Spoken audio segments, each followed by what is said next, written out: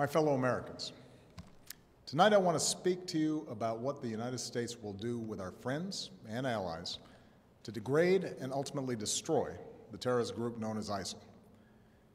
As Commander-in-Chief, my highest priority is the security of the American people. Over the last several years, we have consistently taken the fight to terrorists who threaten our country. We took out Osama bin Laden and much of al-Qaeda's leadership in Afghanistan and Pakistan. We've targeted al-Qaeda's affiliate in Yemen and recently eliminated the top commander of its affiliate in Somalia. We've done so while bringing more than 140,000 American troops home from Iraq and drawing down our forces in Afghanistan, where our combat mission will end later this year. Thanks to our military and counterterrorism professionals, America is safer. Still, we continue to face a terrorist threat. We can't erase every trace of evil from the world, and small groups of killers have the capacity to do great harm. That was the case before 9/11, and that remains true today. And that's why we must remain vigilant as threats emerge. At this moment, the greatest threats come from the Middle East and North Africa, where radical groups exploit grievances for their own gain. And one of those groups is ISIL, which calls itself the Islamic State. Now let's make two things clear. ISIL is not Islamic. No religion condones the killing of innocents, and the vast majority of ISIL's victims have been Muslim. And ISIL is certainly not a state. It was formerly al-Qaeda's affiliate in Iraq and has taken advantage of sectarian strife and Syria's civil war to gain territory on both sides of the Iraq-Syrian border. It is recognized by no government, nor by the people it subjugates.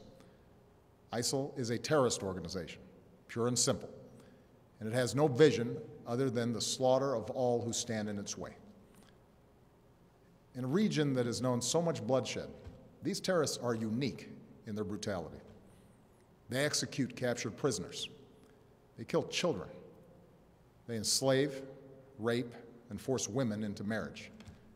They threatened a religious minority with genocide. And in acts of barbarism, they took the lives of two American journalists, Jim Foley and Steven Sotloff. So ISIL poses a threat to the people of Iraq and Syria and the broader Middle East, including American citizens, personnel, and facilities. If left unchecked, these terrorists could pose a growing threat beyond that region, including to the United States. While we have not yet detected specific plotting against our homeland, ISIL leaders have threatened America and our allies. Our intelligence community believes that thousands of foreigners, including Europeans and some Americans, have joined them in Syria and Iraq. Trained and battle-hardened, these fighters could try to return to their home countries and carry out deadly attacks. I know many Americans are concerned about these threats. Tonight, I want you to know that the United States of America is meeting them with strength and resolve. Last month, I ordered our military to take targeted action against ISIL to stop its advances. Since then, we've conducted more than 150 successful airstrikes in Iraq. These strikes have protected American personnel and facilities, killed ISIL fighters, destroyed weapons, and given space for Iraqi and Kurdish forces to reclaim key territory. These strikes have also helped save the lives of thousands of innocent men, women, and children. But this is not our fight alone. American power can make a decisive difference, but we cannot do for Iraqis what they must do for themselves. Nor can we take the place of Arab partners in securing their region. And that's why I've insisted that additional U.S. action depended upon Iraqis forming an inclusive government, which they have now done in recent days. So tonight, with a new Iraqi government in place and following consultations with allies abroad and Congress at home, I can announce that America will lead a broad coalition to roll back this terrorist threat. Our objective is clear. We will degrade and ultimately destroy ISIL through a comprehensive and sustained counterterrorism strategy. First, we will conduct a systematic campaign of airstrikes against these terrorists. Working with the Iraqi government, we will expand our efforts beyond protecting our own people and humanitarian missions so that we're hitting ISIL targets as Iraqi forces go on offense. Moreover, I've made it clear that we will hunt down terrorists who threaten our country wherever they are. That means I will not hesitate to take action against ISIL in Syria as well as Iraq. This is a core principle of my presidency. If you threaten America, you will find no safe haven. Second, we will increase our support to forces fighting these terrorists on the ground. In June, I deployed several hundred American service members to Iraq to assess how we can best support Iraqi security forces. Now that those teams have completed their work and Iraq has formed a government, we will send an additional 475 service members to Iraq. As I've said before, these American forces will not have a combat mission. We will not get dragged into another ground war in Iraq, but they are needed to support Iraqi and Kurdish forces with training, intelligence, and equipment. We'll also support Iraq's efforts to stand up National Guard units to help Sunni communities secure their own freedom from ISIL's control. Across the border in Syria, we have ramped up our military assistance to the Syrian opposition. Tonight, I call on Congress again to give us additional authorities and resources to train and equip these fighters. In the fight against ISIL, we cannot rely on an Assad regime that terrorizes its own people, a regime that will never regain the legitimacy it has lost. Instead, we must strengthen the opposition as the best counterweight to extremists like ISIL, while pursuing the political solution necessary to solve Syria's crisis once and for all. Third, we will continue to draw on our substantial counterterrorism capabilities to prevent ISIL attacks. Working with our partners, we will redouble our efforts to cut off its funding, improve our intelligence, strengthen our defenses, counter its warped ideology, and stem the flow of foreign fighters into and out of the Middle East. And in 2 weeks, I will chair a meeting of the UN Security Council to further mobilize the international community around this effort. Fourth, we will continue to provide humanitarian assistance to innocent civilians who've been displaced by this terrorist organization. This includes Sunni and Shia Muslims who are at grave risk, as well as tens of thousands of Christians and other religious minorities. We cannot allow these communities to be driven from their ancient homelands. So this is our strategy, and in each of these 4 parts of our strategy, America will be joined by a broad coalition of partners. Already, allies are flying planes with us over Iraq, sending arms and assistance to Iraqi security forces and the Syrian opposition, sharing intelligence and providing billions of dollars in humanitarian aid. Secretary Kerry was in Iraq today, meeting with the new government and supporting their efforts to promote unity.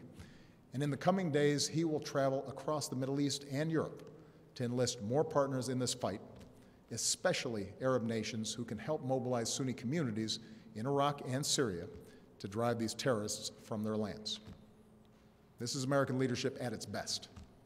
We stand with people who fight for their own freedom, and we rally other nations on behalf of our common security and common humanity. My administration has also secured bipartisan support for this approach here at home. I have the authority to address the threat from ISIL, but I believe we are strongest as a nation when the President and Congress work together. So I welcome congressional support for this effort in order to show the world that Americans are united in confronting this danger. Now, it will take time to eradicate a cancer like ISIL. And any time we take military action, there are risks involved, especially to the servicemen and women who carry out these missions. But I want the American people to understand how this effort will be different from the wars in Iraq and Afghanistan. It will not involve American combat troops fighting on foreign soil. This counterterrorism campaign will be waged through a steady, relentless effort to take out ISIL wherever they exist using our air power and our support for partners' forces on the ground.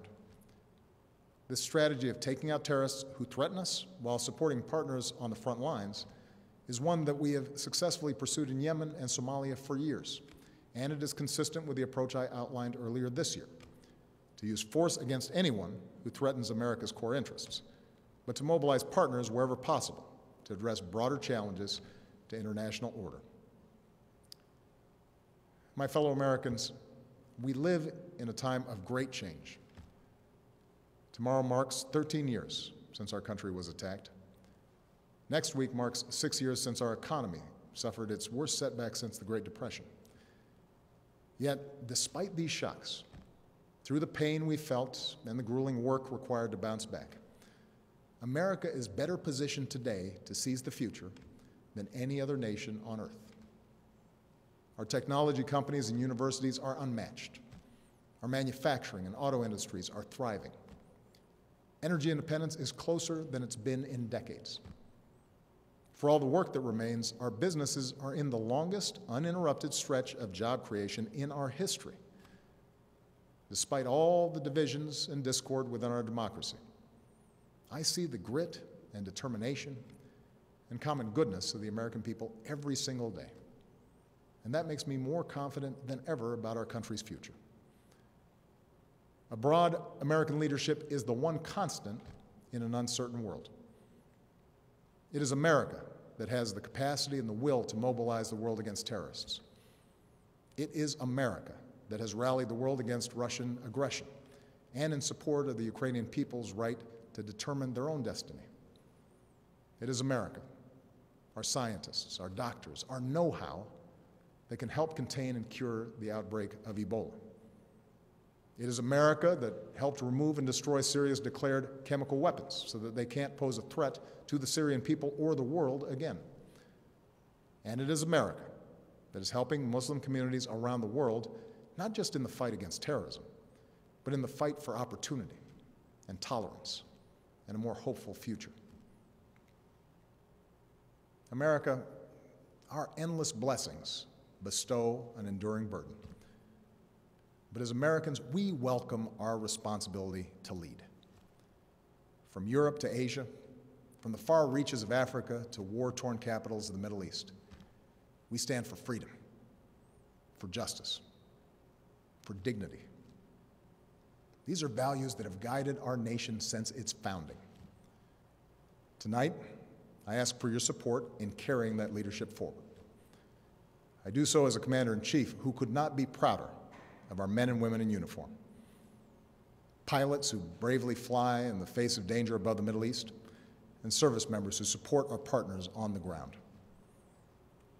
When we helped prevent the massacre of civilians trapped on a distant mountain, here's what one of them said: "We owe our American friends our lives.